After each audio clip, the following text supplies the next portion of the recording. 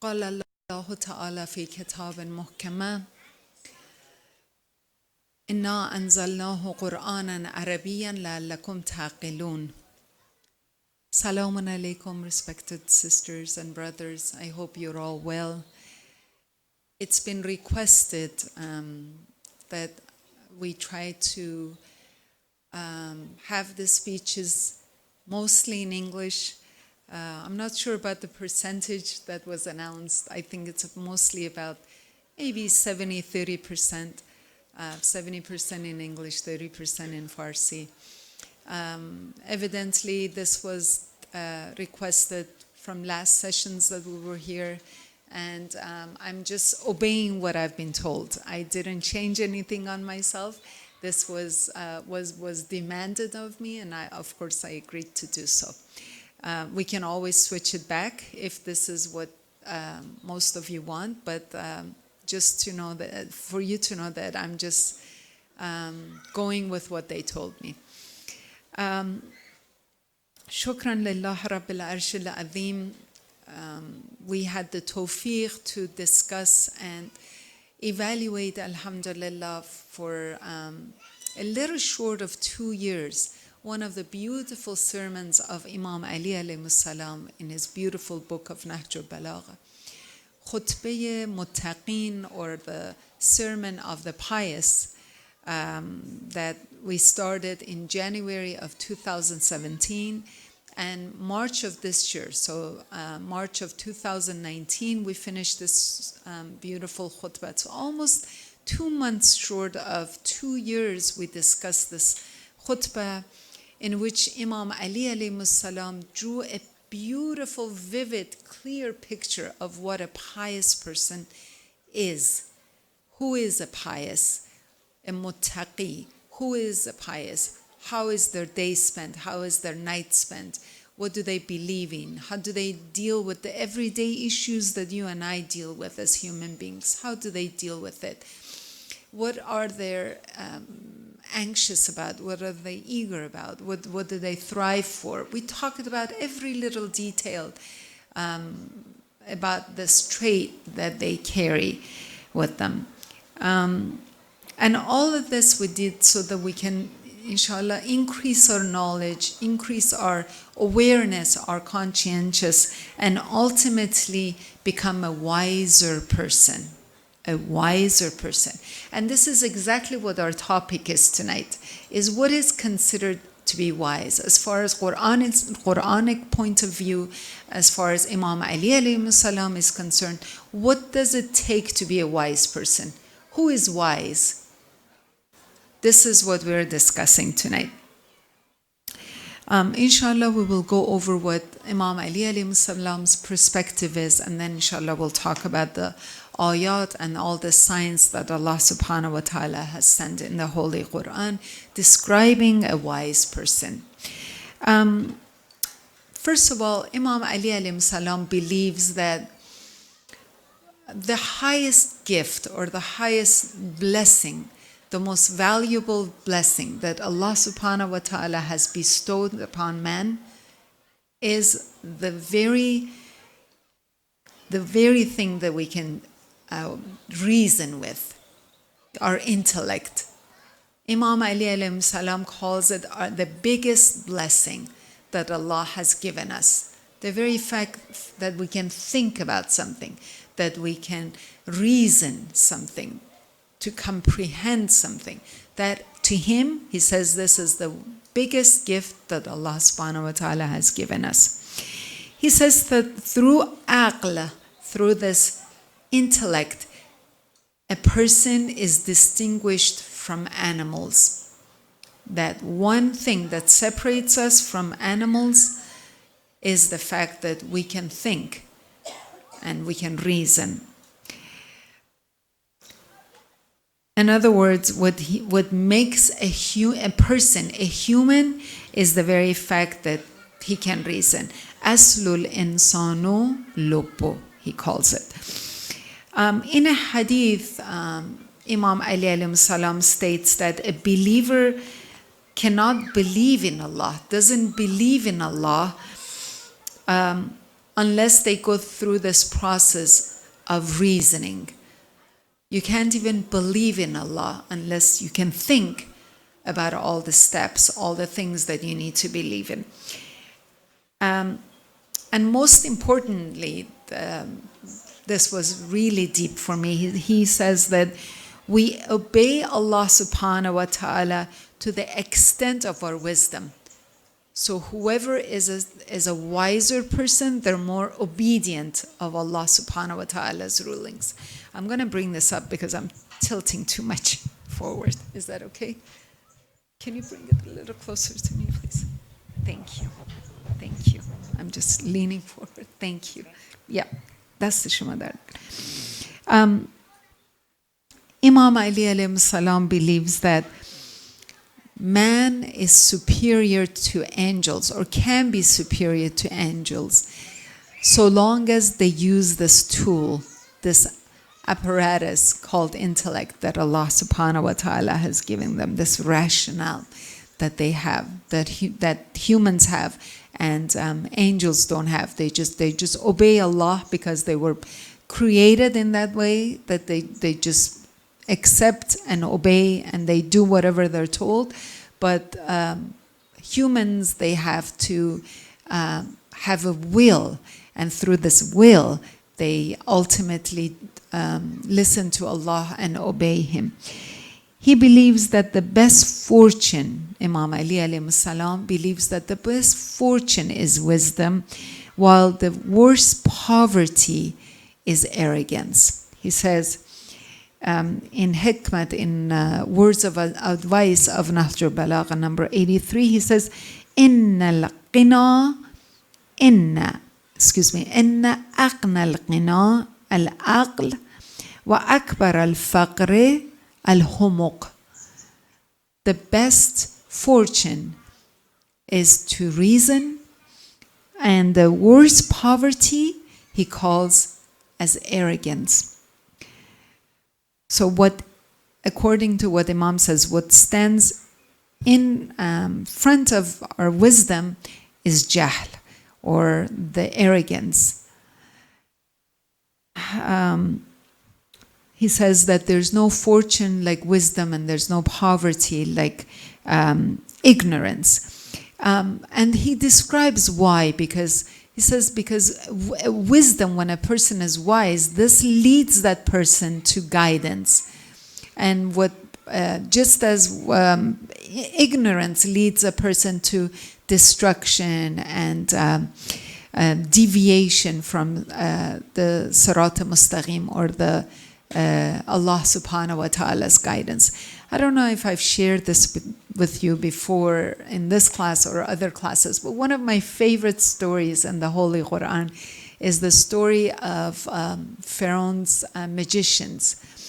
Pharaoh sent all over, he sent his junud to find the best magicians around, because he wanted to belittle Prophet Moses alayhi salam. He was under the impression that Moses alayhi salam also performs black magic, and he thought that, well, we can prevail him. So he thought, he sent out, and they gathered the best magicians, and they all gathered up together, and he promised them closeness, qurb, and lots of worldly goods.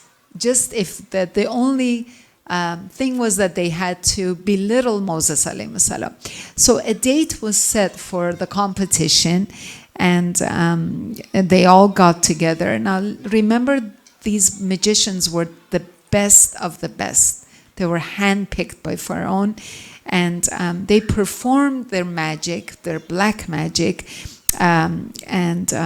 Evidently it was a very big deal, because Allah subhanahu wa ta'ala calls it in Qur'an that when they performed this magic, was tarhabuhum, Allah subhanahu wa ta'ala says, meaning that it was so great, that it was jaw-dropping. Everyone was really taken by this black magic that they had performed.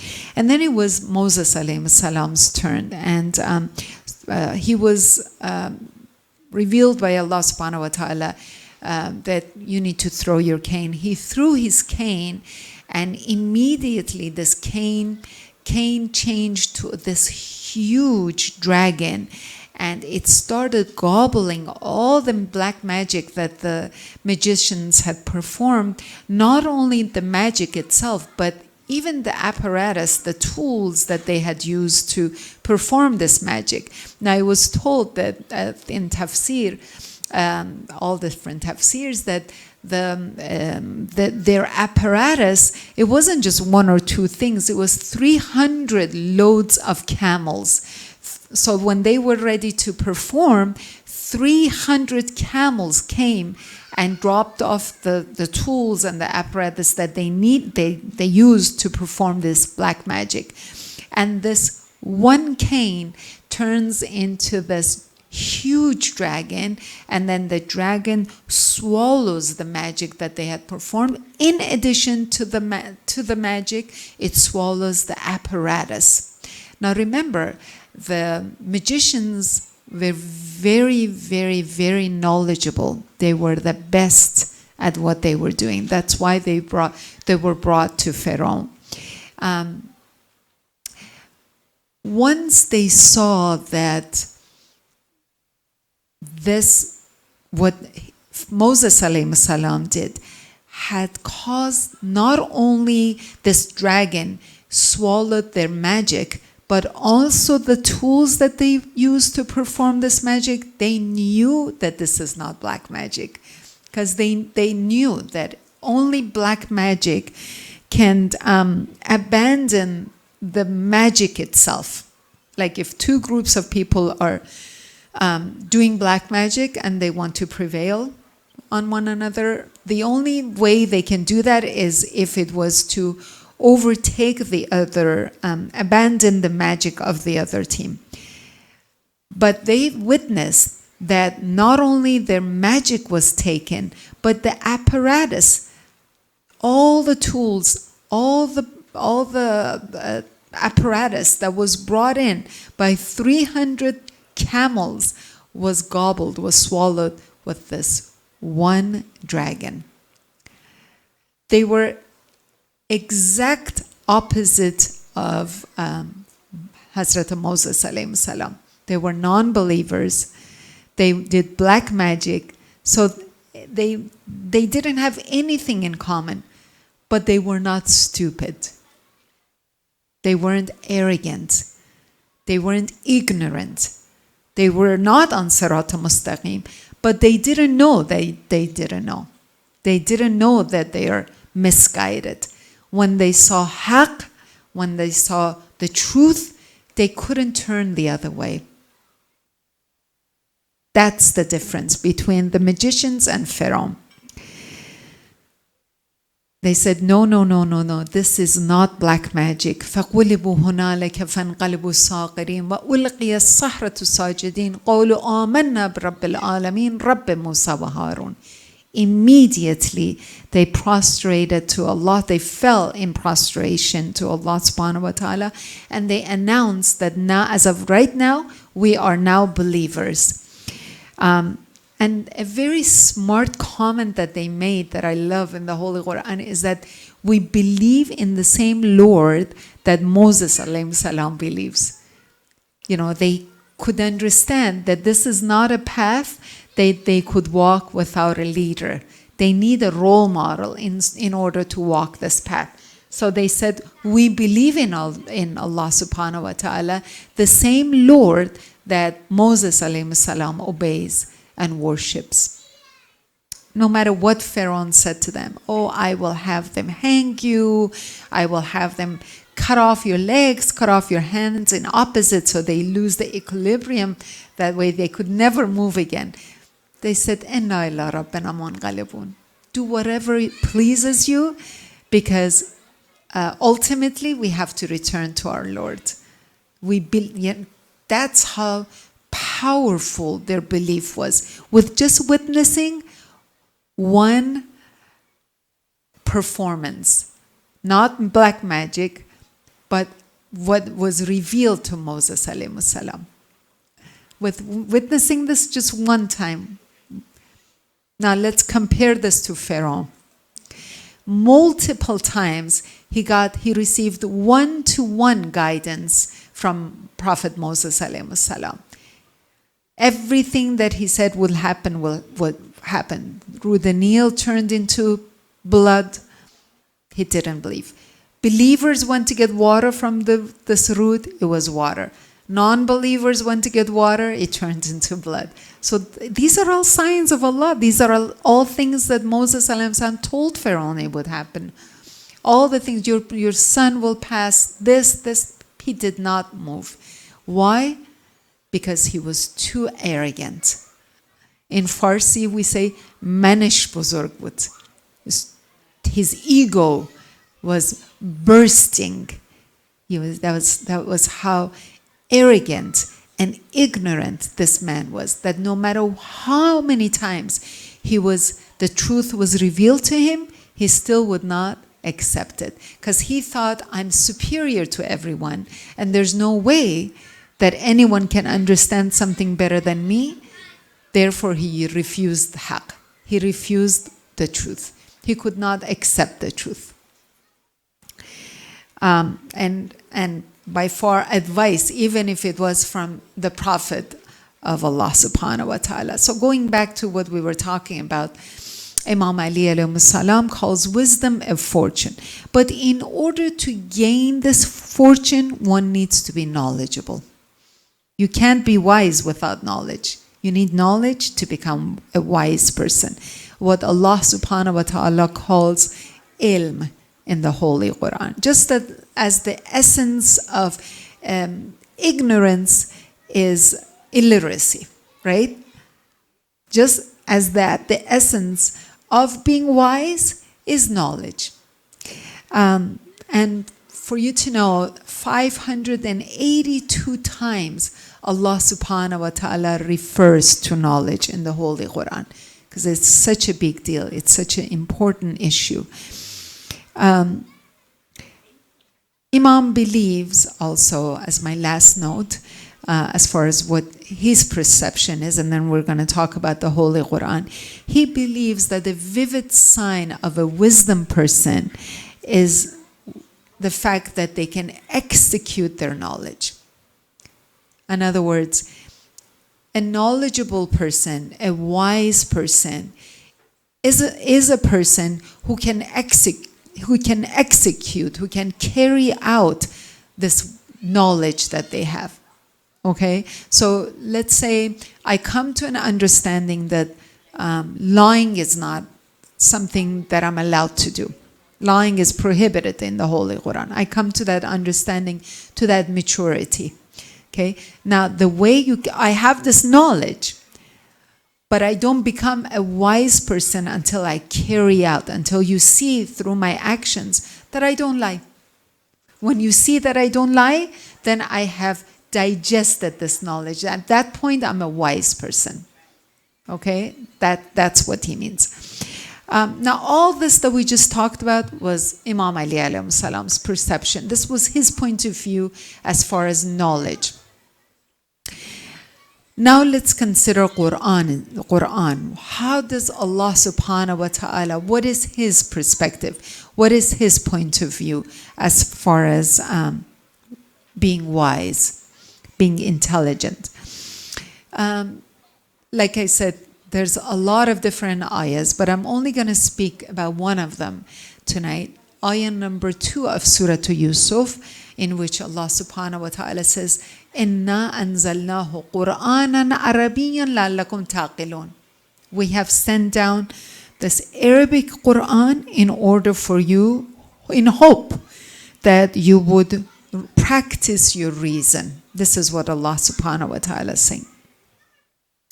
According to the Holy Quran, intellect has 2 different meanings. The first meaning of intellect is to comprehend, to understand something, to study something, to understand it through logic and through your reasoning. Very simple to understand. Number 2, the second meaning is to become wise by practicing what you have learned. So number 1, the first part of ta'aqqul, how Allah subhanahu wa ta'ala calls it in the Holy Quran, or wise, is to comprehend something. And number two, to reach that maturity that now you can practice what you have learned.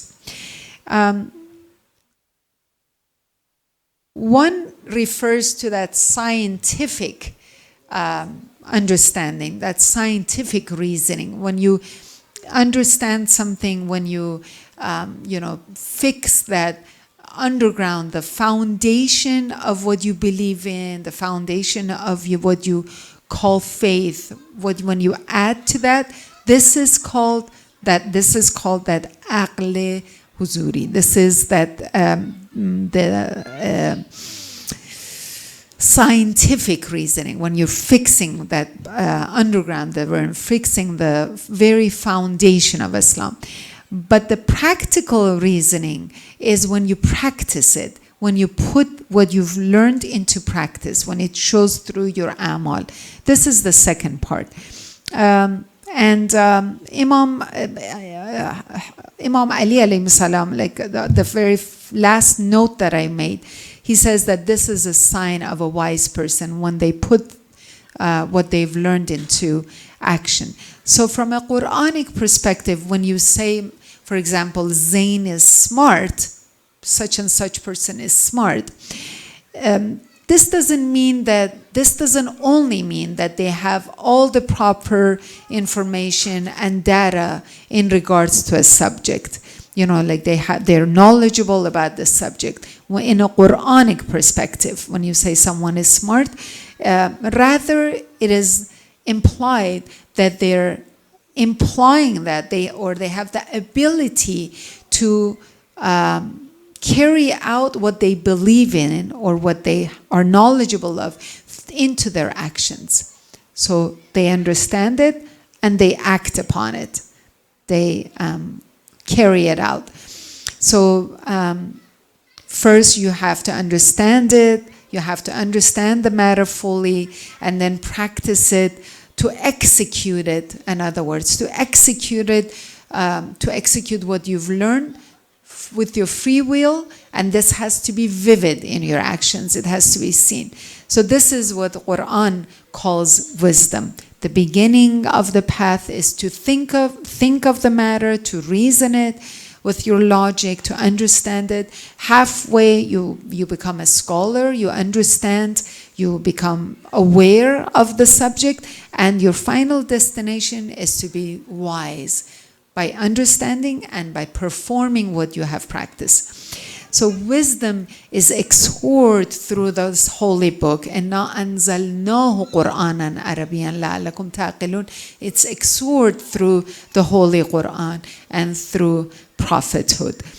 Just as Imam Ali alayhi salam in sermon number 1, in the very first sermon, he says that the purpose of prophethood is that he calls it يَثِيرُ لَهُمْ دَفَائِنَ الْأُقُولِ. The purpose of prophethood, the reason that I've sent down the prophets, is that the prophets can come and extract this knowledge and this wisdom from within the people.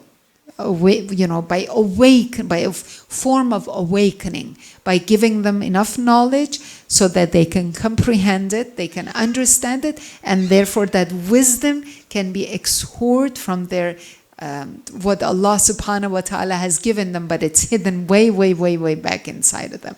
This is their talent. The talent of the prophets is to come and exert this from our nafs, to unveil before them the hidden virtue of wisdom. This is what يَثِيرُ لَهُمْ دَفَائِنُ الْأُقُولِ means.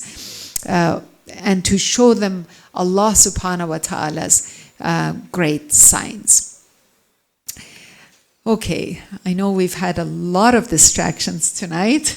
It's very, very difficult for me to concentrate, but inshallah I will try to, in a very summarized way, try to say this in Farsi. First of all,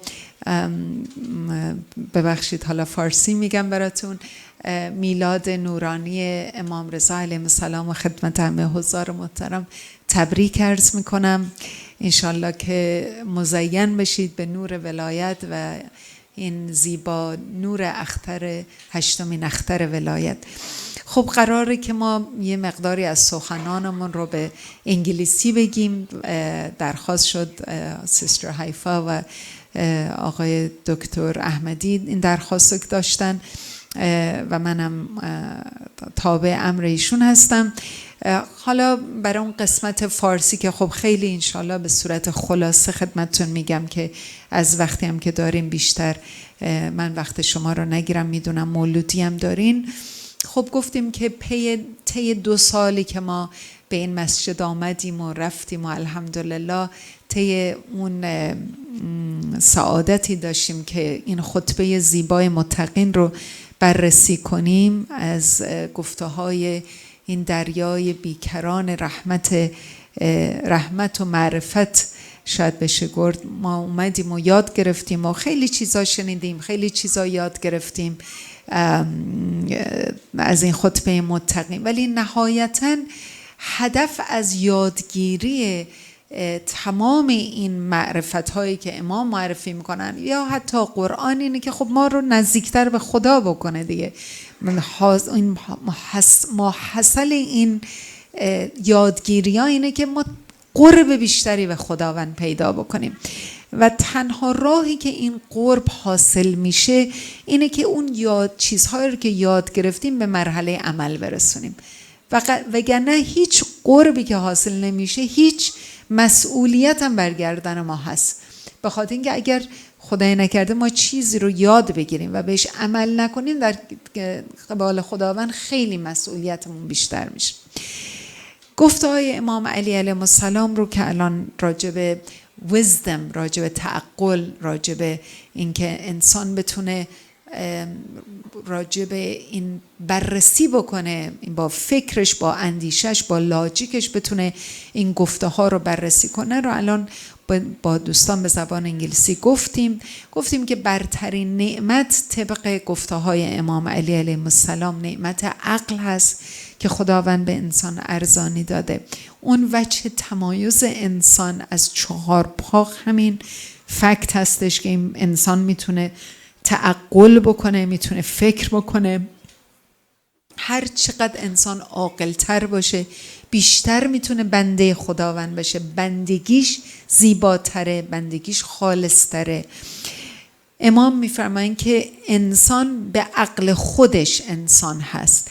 اصل الانسان و لبو، انسان به خرد انسان هستش که انسان رو انسان میکنه و فرمودن که آدم نمیتونه اصلا ایمان بیاره به خدا تا اینکه بتونه این رو تو خودش جا بندازه. این قوه تفکر کردن، این قوه تعقل کردن در وجود انسان یک الزامی است برای اینکه بتونه به خداوند ایمان بیاره. امام میفرمایند ملاک ارزش آدمی، اون وجهی که انسان رو از یک فرشته میتونه برتر بکنه، اراده عقلانی او هست. بی زحمت یه صلوات بفرستید.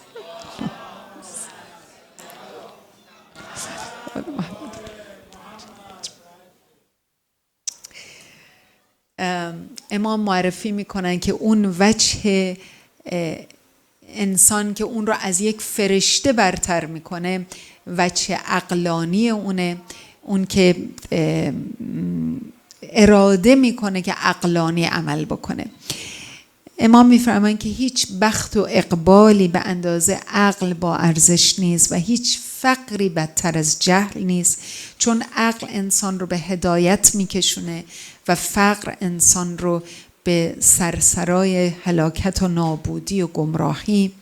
امام میفرمایند که میوه عقل مدارا کردن با مردم است، راستگویی هست، اطاعت هست، دوری از گناه هست، حلم و بردباری هست. و مهمترین نکته‌ای که امام راجع به عقل معرفی میکنن، میفرمایند وقتی که سوال میکنن که عقل چیه، میفرمایند که عقل اون است که اون چی رو که میدانی به زبان بیاری. و اون چیزی که به زبان میاری بهش عمل کنی. یعنی سکوت نکنی وقتی یه چیزی رو میفهمی، بگی اون رو و بعد اون چیزی که گفتی رو و گوش خودت شنید به اون عمل بکنی. این خیلی عمیقه، خیلی خیلی عمیقه، کلیدیه. یعنی واقعا اگر ما بخوایم یه مطلب از جلسه امشب داشته باشیم که بتونیم بهش بچسبیم و از اینجا هدیه با خودمون ببریم تولد آقای امام رضا علیه السلام، شاید قشنگترین نکته همین باشه که عقل اون هستش که اون چیزی رو که آدم میفهمه به زبان بیاره و بعد دست شما داره و اون چیزی رو که به زبان آورده بهش عمل بکنه. اون چی که عقل رو ضایع میکنه، امام میفرمان پیروی از هوای نفس هست، حب دنیا هست، کبر و خودپسندی هست، زیاد طلبی هست و اون چیزی که عقل رو روشن میکنه، شکوفا میکنه، brightens it up، اون چیز یاد خداست که الا به ذکر الله تطمئن القلوب. این قلب، نه تنها قلب آرام میشه با یاد خدا، بلکه این نیروی عقل، نیروی اون که انسان بتونه ریزن بکنه و فکر بکنه و تعقل بکنه، اون هم روشن میشه.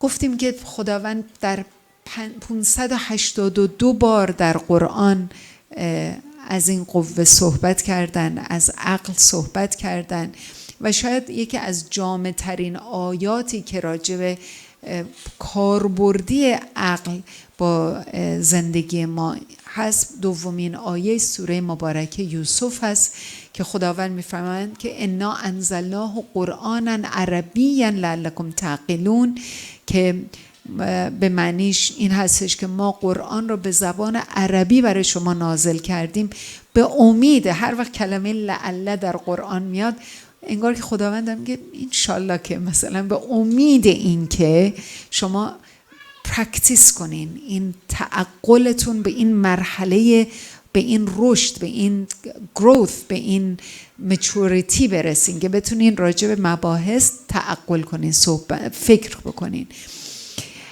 عقل در قرآن دو معنی داره، یکیش تعقل، یکیش عاقل بودن. یکیش این که انسان وقتی یه مطلبی بیان میشه بتونه بفهمه این رو با قوه ادراکش، با قدرت فکر کردن، بتونه این رو درک بکنه، این مطلب رو، یعنی به یک عقل علمی برمیگرده. همونطور که گفتم ریزنینگ عقلی، it's intellect related, it's reasoning که انسان یعنی با ریزنینگ، با فکر و تعقل و لاجیک کار داره. و یکیش عاقل بودنه. یکی از معنی‌های تعقل در قرآن عاقل بودن، یعنی to be wise. یعنی اون چجوری به wise میرسه، چجوری به این رشد میرسه؟ با پرکتیس کردن اون چیزی که یاد گرفته، با اجرا کردن اون چیزی که یاد گرفته. پس باید مطلب رو خوب فهمید، چطوری با فکر کردن، با لاجیک، با اندیشه کردن و بعد با اون آموخته ها عمل کرد. یعنی اول بفهمه یه مطلبی رو و بعد مثلا میگم وقتی که راجع به احکام الهی صحبت میشه باید بفهمه که چرا مثلا نباید مشروب بخوره، چرا باید گوشت ذبح اسلامی باشه، چرا باید مثلا گوشت خوک خورده نشه. تمام احکامی که در قرآن هست باید دلایلشو بفهمه. چه ضرری به من میرسونه اگر بخورم؟ اگه من تو ظرف سیلور غذا نقره غذامو بکشم، خورشم بکشم بخورم، چرا قرآن این رو منع کرده؟ بعد بفهمم بخاطر که pH این pH این ظرف نقره در حالت چینج هست، عوض میشه و این برای جسم من خوب نیست. بعد اینو بفهمه تا بتونه قبول بکنه که نباید تو نقره غذا خورد. بعد این رو بفهمه، با قوه اندیشش درک بکنه و بعد مقام دوم اینه که با انگیزه، با فری ویل انجام بده، اجرا بکنه، اون احکامی که یاد گرفته رو انجام بده. پس to learn and to execute. to learn and to execute. این میشه معنای تعقل در قرآن. انتظار قرآن از بیان کردن تمام این معارف و دلیل که من امروز این مطلب رو به عنوان تاپیک امروزمون انتخاب کردم، امشبمون انتخاب کردم، دقیقاً به خاطر همینه که در مقابل هدیه‌ای که خب بالاخره امام علی علیه السلام کم به ما هدیه نداد، خطبه متقین رو برای ما باز کرد، 2 سال اومدیم رفتیم تا یاد بگیریم این خطبه رو. انتظار آقا در مقابل این هدیه که به ما داده چیه؟ انتظار قرآن در هر جلسه که ما اومدیم ما ساپلمنت کردیم قرآن در کنار نهج البلاغه، یعنی آیات الهی رو گفتیم، نهج البلاغه رو گفتیم. حالا انتظار خدا از ما چیه در مقابل این هدایایی که به ما داده، این درسایی که به ما داده؟ انتظار امام علی علیه السلام از ما چیه در مقابل این درسایی که به ما داده؟ خب اومدیم نشستیم از این دریای معرفت نوشیدیم. حالا اینا چی میخوان از ما؟ اینکه این علم رو به مرحله عمل برسونیم. انتظار خداوند از بیان کردن معارف در قرآن اینه از ما. انتظار امام علی علیه السلام از بیان کردن کلامات نورانیش و در اختیار گذاشتن ما همینه. حالا ما بیایم با خودمون خلوت کنیم. 2 سال گفتیم متقین اینن، صبرشون اینه، علمشون اینه، حلمشون اینه، صبرشون اینه، خشوعشون اینه، صداقتشون اینه، روزشون اینه، شبشون اینه، مدارا کردنشون اینه، اون چیزی که ثرایو میکنن براش اینه. حالا ما اینا رو یاد گرفتیم دیگه. چرا یاد گرفتیم؟ که اجرا بکنیم، که پارتی از می بشه. کدومش تو من تجلی پیدا کرده؟ خودمون، بین خودمون و خدا بیایم خودمون رو یه ایوالویشنی برای خودمون انجام بدیم که کدومشون رو، به کدوم یه دونه از این درس‌ها، این همه درس من شمارش نکردم چون خیلیه، کدوم یکی رو ما تونستیم، خود من از خودم دارم می‌پرسم کدومش رو من تونستم اجرا بکنم که اومدم اینجا I had the audacity که گستاخانه برای شما بگم کدومشو من رو خودم اجرا کردم که تونستم راجبش حرف بزنم. اینا از ما این انتظار رو دارن، اگر میگی عمل کن. علم اونجا ارزش داره که به مرحله عمل بشینه. کلامم رو با فرازی از مناجات العارفین امام سجاد علیه السلام خاتمه میدم. الهی ما الذ خواطر الالهام به ذکر که علی القلوب، خداوندا چقدر یاد تو در دلها که به سبب الهام از اون خطور میکنه لذت بخش است. و ما احلی المسیر الیک بالاوهام فی مسالک الغیوب، و چقدر سیر به سوی تو با مرکب اندیشه که در راههای غیب صورت میگیره شیرین است. و ما اعذب شرب قربک، و چقدر شیرین است شربت قرب تو. فاذنا من تردک و ابعادک و جعلنا من احس عارفیک. پس خداوندا ما را از رانده شدن از درگاهت، ما را از دور شدن از درگاهت پناه ده و از خاصان عارفانت قرار ده. سبحان ربک رب العزة عما یصفون و سلام علی المرسلین و الحمد لله رب العالمین. اللهم صل.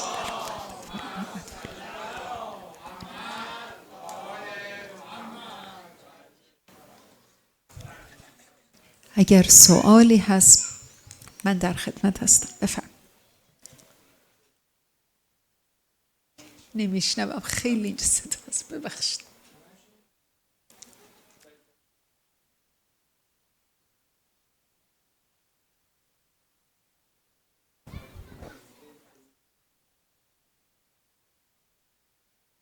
Do you want to hand him the speakers? I can't hear what he's saying. I'm sorry. Do you want to hand him the microphone? Because I can't hear. There's too much noise in the background. ببخشید. So sorry you have to repeat it again. I apologize, but I can't hear you. Yes.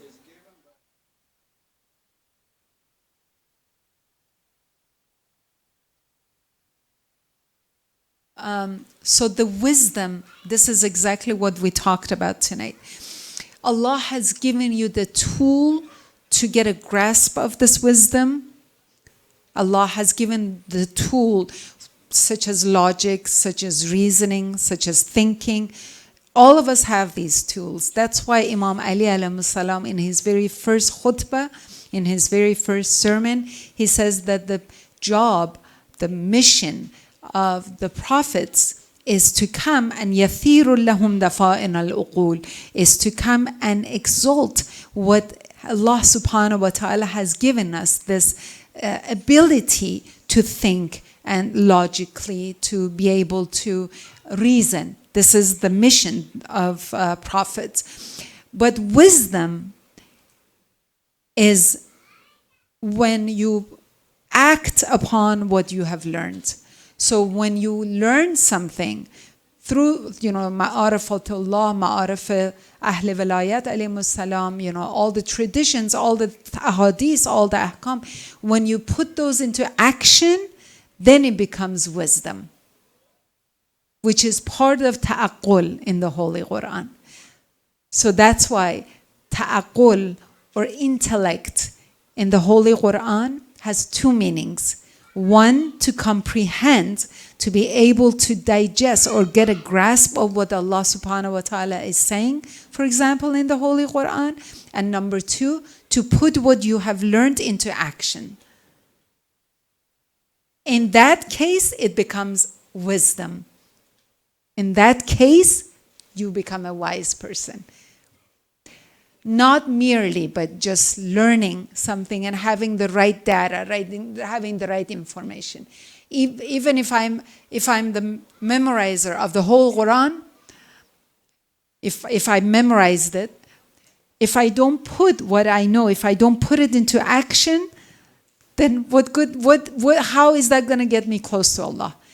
You see what I'm saying? That's when you perform upon what you've learned, is when you become close to Allah. And that, by performing your knowledge, that makes you a wise person.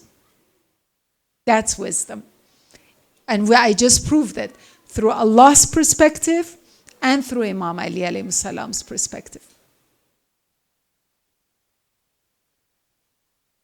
Of course, in education, you need knowledge to be wise. Just as the essence of being wise is education. The very essence, the very first element of being wise is to be educated. I can't understand what Allah subhanahu wa ta'ala is saying if I don't read the Quran, if I don't comprehend it, if I don't have knowledge of what Imam Ali alayhi salam is saying. How can I have that knowledge? So you need that education. Just as the essence of ignorance is illiteracy. Any other questions? Sisters? حاج آقا ببخشید. I didn't see you there in the corner که اجازه بگیرم صحبت بکنم. خواهش می‌کنم. ببخشید اجازه نگرفتم. اجازه میدید؟ با اجازه. خواهش میکنم. سبحان ربک رب العزة عما یصفون و سلام علی المرسلین و الحمد لله رب العالمین.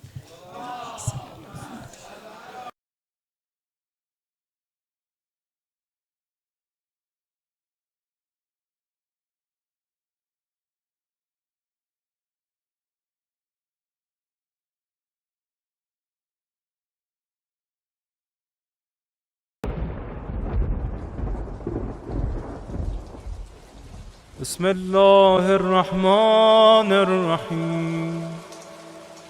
السلام علیک یا امین الله فی ارضه و حجته علی عباده السلام عليك يا أمير المؤمنين أشهد أنك جاهدت في الله حق جهاده وعملت بكتابه واتبعت سنن نبيه صلى الله عليه وآله حتى دعاك الله إلى جواره فقبضك إليه باختياره والزم أعداءك الحجة مع ما لك من الحجج البالغة على جميع خلقه اللهم فاجعل نفسي مطمئنة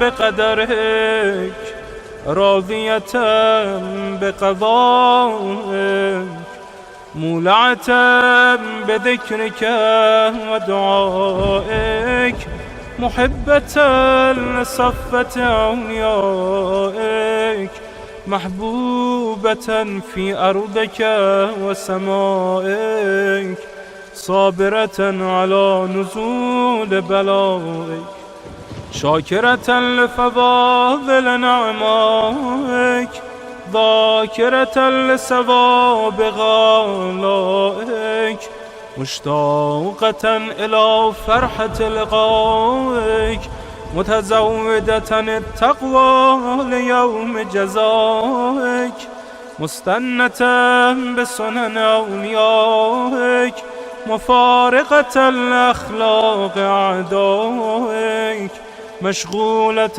عن الدنيا بحمدك وثنائك اللهم إن قلوب المخبتين إليك والها وسبل الراغبين إليك شارعا وأعلام القاصدين إليك واضحا وأفئدة العارفين منك فازعا وأصوات الداعين إليك صاعدا وأبواب الإجابة لهم مفتحا ودعوة من ناجاك مستجابا وتوبة من أناب إليك مقبولا وعبرة من بكى من خوفك مرحوما والإغاثة لمن استغاث بك موجودا والإعانة لمن استعان بك مبذولا وعداتك لعبادك منجزا وزلل من استقالك مغالا وأعمال العاملين لديك محفوظا وارزاقك إلى الخلائق من لدنك نازلا وعوائد المزيد إليهم واصلا وذنوب المستغفرين مغفورة وحوائج خلقك عندك مقضية وجوائز السائلين عندك موفرة وعوائد المزيد متواترة وموائد المستطعمين معدة ومناهل الظماء مترعة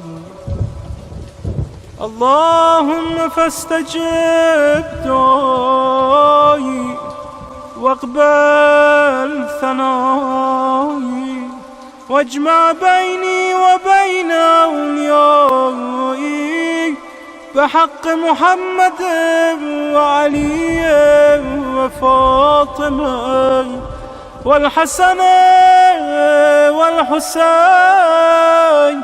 إنك ولي نعمائي ومنتهى مناي وغاية رجائي في منقلبي ومثواي أنت إلهي وسيدي ومولاي اغفر لأوليائنا وكف عنا أعداءنا واشغلهم عن أبانا وأظهر كلمة الحق واجعلها العليا وأدحض كلمة الباطل واجعلها السفلى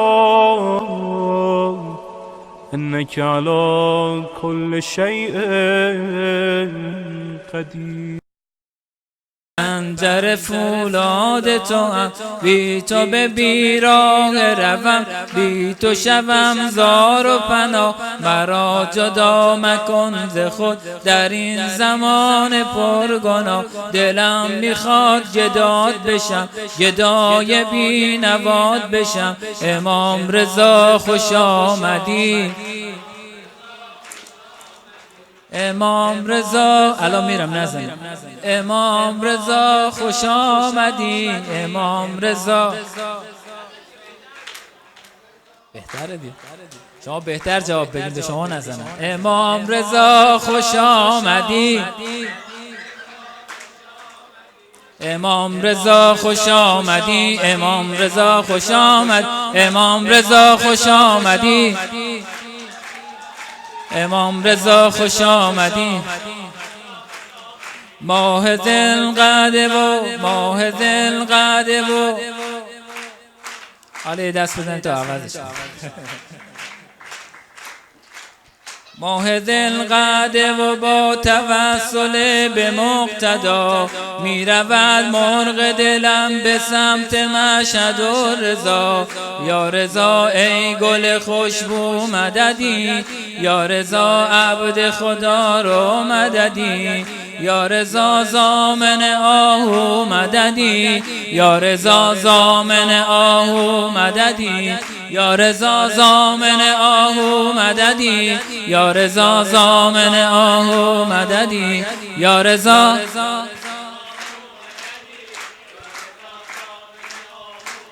ای گل فاطمه ای دلبر و دلربای من، حرم مقدست کعبه و کربلای من. ای رؤوف اهل بیت مصطفی و نگاهی سوی عبد بینوا. یا رضا ضامن آهو مددی، یا رضا ضامن آهو مددی، یا رضا ضامن آهو،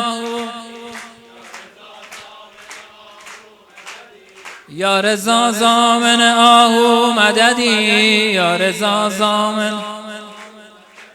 یا امام رضا فدای لطف وجود کرمت، کی میشه بشم آقا زائر سن و حرمت. قدمت قلبمونو صفا میده، کرمت دردامونو شفا میده. یا رضا ضامن آهو مددی، یا رضا ضامن آهو مددی، یا رضا.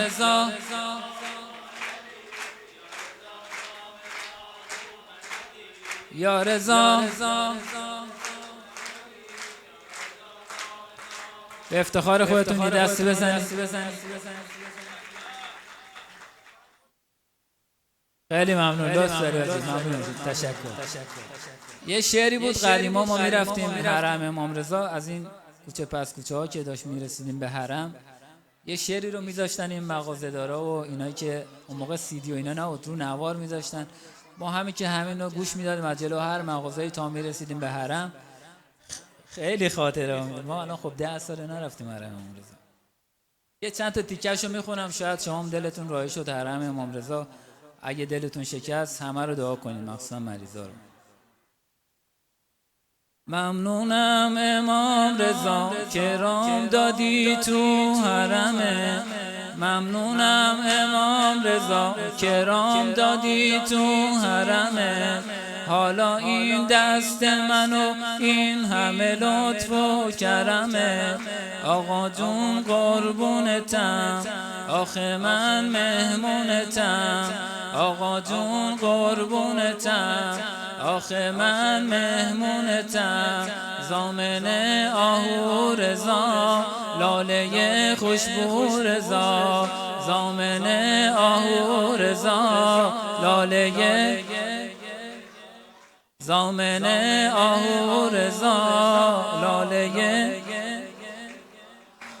اومدم امام رضا تا که تو مهمونم کنی، اومدم اینجا آقا نوکریمو امضا کنی، چی میشه این درا رو به روی ما تو وا کنی، منو ردم نکنی، نگاه به بعدم نکنی، زامن آهو رضا لاله خوشبو رضا، زامن آهو رضا. باز هم جهت خوشنودی و قلب نازنین آقا علی ابن موسی رضا، هر چقدر که ارادت داری یه دست بلند بزن. مرسی، ممنون از همراهیتون، تشکر.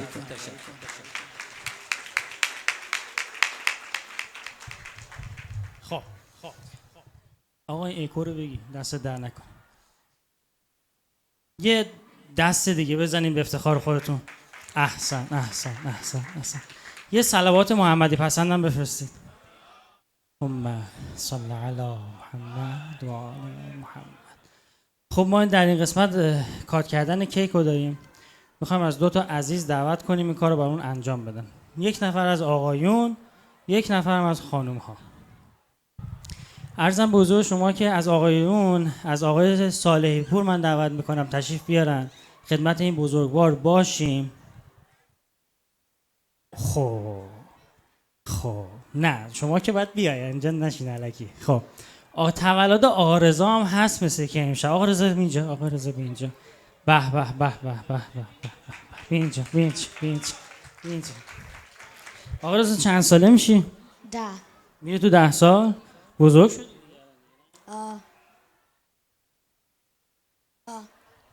الان حالت خیلی خوبه؟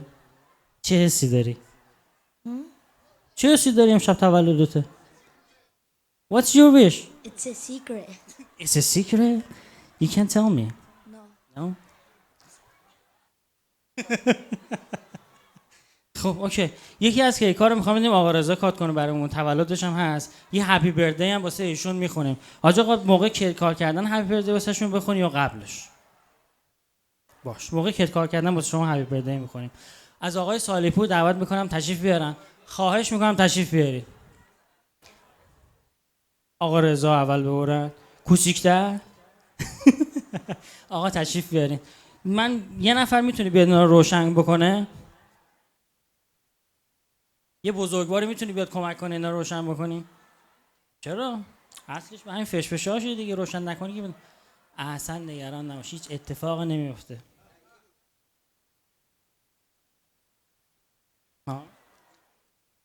آقا رضا که اینجا خیلی داریم. بله. زحمتشو میکشیم. هیچکی نمیادی کلا دیگه، شما نمیخواد کمک بکنی؟ خب خانوما، چرا خانوما میتونن بیان روشن کنن، فرقی داره، هیچ مشکلی نداره. خب از آقا این خدمت شما اینجا باشه. از خانوما من تقاضا دارم اگر خانم آرین دعوت ما رو بپذیرن و تشریف بیارن کیک رو کات. کو خانم آرین؟ رفت؟ آج آقا رفت؟ خب پس حاج خانم ما از شما دعوت میکنیم تشریف بیارید کیک رو کات کنید. چرا؟ خواهش میکنم.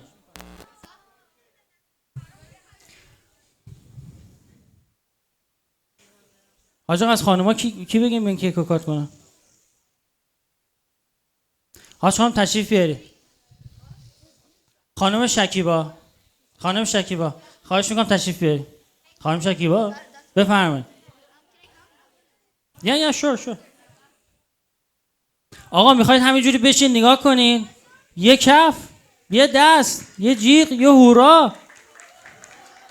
آها خانم‌ها کل بکشن. آقا بفرمایید. آقا رضا اینو بگی. شکیبا خانم تشریف بیار. خب آقا موافقید یه هپی بردی هم برای آقا رضا بخونیم؟ بله همه موافقن؟ آها حالا شد. آقا با هم دیگه Happy birthday to you. Happy birthday to you. Happy birthday to you. Happy birthday آقا رضا، تولدت مبارک مبارک مبارک، تولدت مبارک. بیا شمع رو فوت کن که 100 سال زنده باشی. تولد. حاج آقا این اسپشیال رو دارم واسش میخونم. به به. خواهش میکنم کیک و کات بفرمایید. حاج آقا بفرمایید. خانم شکیبا آقا رضای کیک وسطیه رو کات کنه. شما کیک برای خانم شکیبا خواهش میکنم اون کیک اونوری رو کات بفرمایید. خواهش میکنم بفرمایید.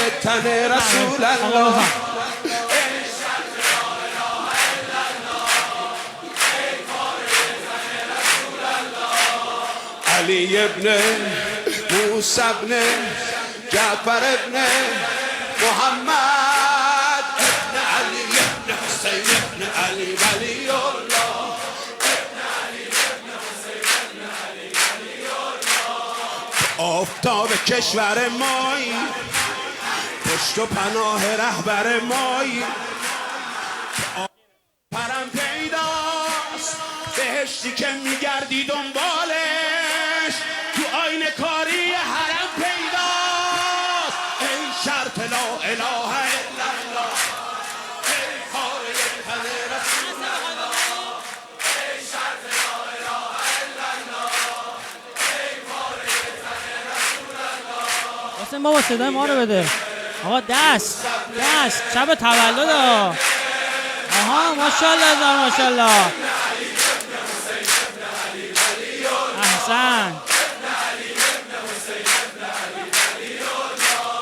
تا دوستان بیان انشاءالله کیکا رو بردن ببرن، کات کنیم بقیه دوستانم استفاده بکنن.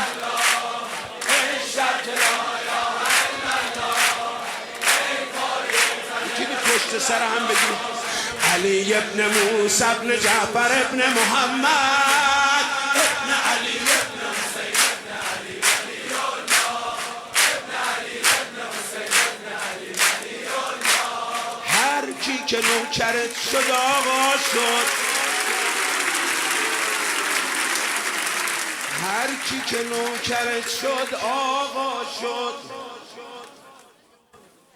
زندگی با نور تو زیبا شد، هرچی گره به کارمون افتاد، با ذکر یا امام رضا باش.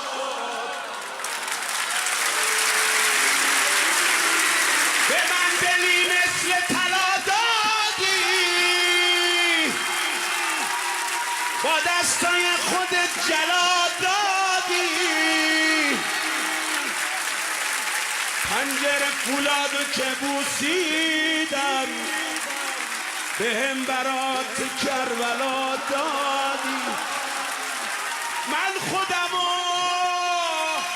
از تو میدونم، عاشقمو. قبل اینکه دوستان تشریف ببرن من فقط یه اعلام خیلی کوچیک بکنم. خانم هم توجه بفرمایید، آقایون هم توجه بفرمایید. این پرده که مشکی که اینجا میبینید ما زدیم، پشت پرده یه خبراییه. دوستان زحمت کشیدن، ما داریم تمثیل خانه حضرت زهرا رو این پشت درست میکنیم، درب خانه حضرت زهرا رو. انشالله 2 هفته دیگه به پایان میرسه و دوستانی که میخوان تشریف بیارن اینجا به اصطلاح این رو ببینن و از نزدیک تماشا کنن، انشالله برای 2 هفته دیگه پنجشنبه حاضر هست. اگر به دوستان دیگه تون میخواین اعلام بکنین برای 2 هفته دیگه ما بازگشایی اینجا رو داریم، انشالله میتونین تشریف بیارین و اتمامش رو نگاه بکنین. ممنون، متشکرم. 2 weeks, just 2 weeks. It's gonna be finished by 2 weeks.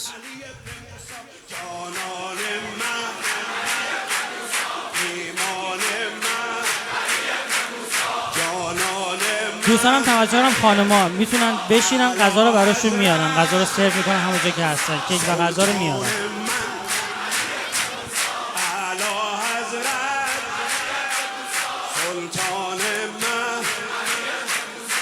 شرط لا اله الا الله